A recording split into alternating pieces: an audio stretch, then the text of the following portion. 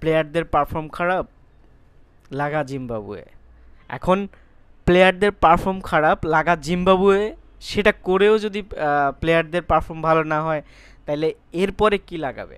আমাদের যেই বিখ্যাত ব্যাটার, যাকে নিয়ে হচ্ছে আমাদের মাশরাফি প্লাস আমাদের যে পূর্বের কোচ আছে, ভালো ভালো কোচ, তারাও ভবিষ্যৎবাণী করেছে যে একটা সময় লিটন দাস বাংলাদেশের যেই ক্রিকেট সেটাকে লিড করবে। আসলে লিটন দাসের যেই শর্ট বা অন্যান্য যেই ক্যাপাবিলিটি বলি যদি, হ্যাঁ অবশ্যই আছে, কিন্তু এখন আউট অফ ফর্ম। এখন তাকে যদি আমরা দলে নিয়ে এটাকে বারবার চেক করি যে সে না, সে ফর্মে ফিরে আসবে, সে পরীক্ষিত ব্যাটার, এইটা হইলে তো আসলে হয় না। কারণ যারা নতুন আছে তারা তো ভালো করছে, এমন না যে তারা মানে অপশন নাই, তারা ভালো করছে, তাদেরকে সুযোগ দেওয়া হোক। তারা যদি এখানে সুযোগ পেয়ে তারা যদি তাদের জায়গাটা থিতু করতে পারে, করুক। এখন লিটন কিছুদিন খারাপ গেল, লিটন যখন আবার ফর্মে ফিরে আসবে, লিটন যদি ভালো করে, লিটন আবার জায়গা পাবে। এখন লিটনকেই যদি ওইখানে কন্টিনিউ করে, তাহলে পুরনো যারা বা নতুন যারা আসবে, যারা নতুন কাণ্ডারি হবে বাংলাদেশ দলের ভবিষ্যৎ, তাদের সুযোগটা কবে পাবে? আউট অফ ফর্ম যখন থাকবে তখনই তো তাদেরকে সুযোগটা করে দিতে হবে। অনেকদিন যাবৎ শান্তর ব্যাটিংটাও ভালো না, অনেক দিন যাবৎ সে খারাপ করছে, এবং পরবর্তীতে সে মানে কি বলে যে মেঘ না চাইতে বৃষ্টি পেয়ে গেছে, যে তাকে 3 ফরম্যাটেই অধিনায়ক বা ক্যাপ্টেন করেছে। তো শান্ত এটা কোনো দিনও সম্ভবত আশা করে নাই যে সে একদিন বাংলাদেশ টিমের ক্যাপ্টেন হবে, কারণ তার যে ফর্ম ছিল, তার তাকে নিয়ে যে সমালোচনা হইতো, তাতে সে লর্ড উপাধি পাইছে, ইভেন অনেক অনেক উপাধি পাইছে এ পর্যন্ত। তো সেখানে বাংলাদেশ ক্রিকেটে সে যে টিকে থাকবে এটাই তার জন্য দুঃস্বপ্ন ছিল, সেখান থেকে সে ক্যাপ্টেন হয়ে গেছে। ইভেন তার ফর্ম এখন অত্যাধিক খারাপ যাচ্ছে। বাংলাদেশে বিপিএলে সে একটা সময় খুব ভালো খেলছে, কিন্তু এই বিপিএলও খুব ভালো যায় নাই, এবং অনেকগুলা ম্যাচ খারাপ যাচ্ছে, একটা ম্যাচ হুট করে ভালো করছে, মানে এরকম একটা ফর্ম আছে। দেখি যে বাংলাদেশের আসলে মানে হয় কি যে 120 রান তারা করতে গিয়ে সে চিন্তা করে যে, মানে মেন্টালিটি এমন থাকে যে 120 রান 6 করা রেট।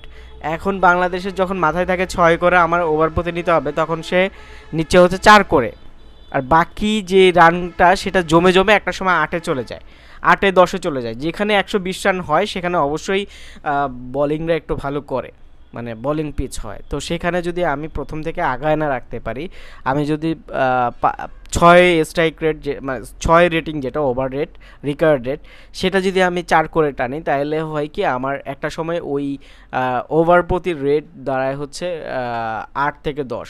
তখন যখন একটু মারতে যায়, একটু হিট হিট করতে যায়, তখনই যায় উইকেট।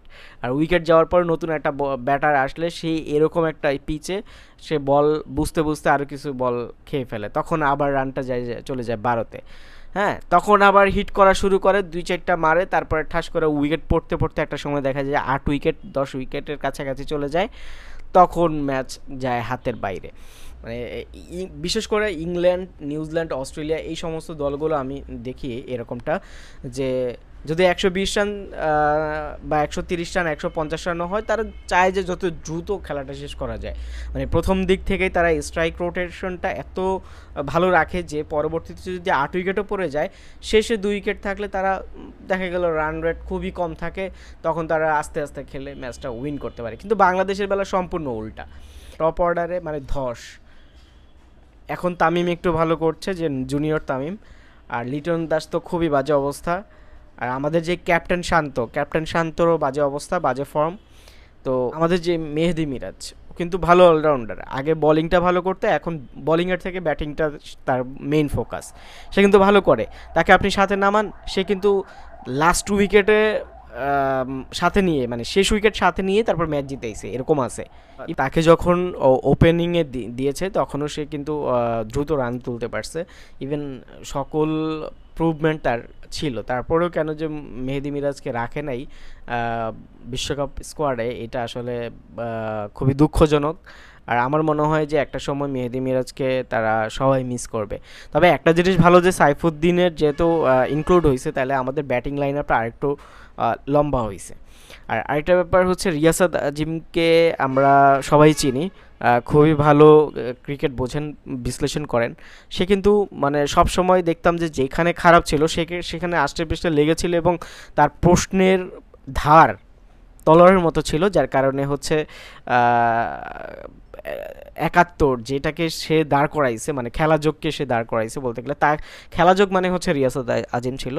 আর আজকে সে জাস্ট একটা ইউটিউবার বা ফেসবুকার হিসেবে, মানে ফেসবুকে আর ইউটিউবে সে আপলোড করে এই যে তার অ্যানালাইসিসগুলো, কিন্তু আসলে সে যে কথাগুলো বলে সেগুলো আমাদের কথা, আমাদের যেই দর্শক বা বাংলাদেশের মানুষের কথা।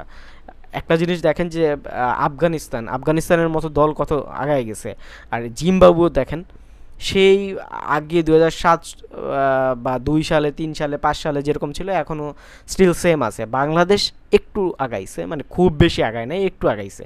তো সেই তুলনায় অনেক, যেমন আয়ারল্যান্ড ভালো খেলছে, তারপরে আফগানিস্তান ভালো খেলছে। এখন একটা সময় আমার মনে হচ্ছে যে বাংলাদেশের যে পাইপলাইন, এই পাইপলাইনকে যদি কাজে না লাগায় বা এদেরকে সঠিকভাবে নার্সিং না করে, এরাও একটা সময়, মানে বাংলাদেশও একটা সময় ওই যতটুকু আগাইছে ততটুকু আবার জিম্বাবুয়ের অবস্থানে চলে যাবে।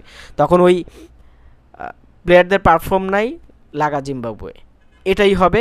তারপরে দেখা যাবে যে জিম্বাবুয়ের সাথেও জিততেছে না, তখন বলবে যে লাগা কেনিয়া, বারমুডা, উগান্ডা। সেই দিন দেখতে না হোক।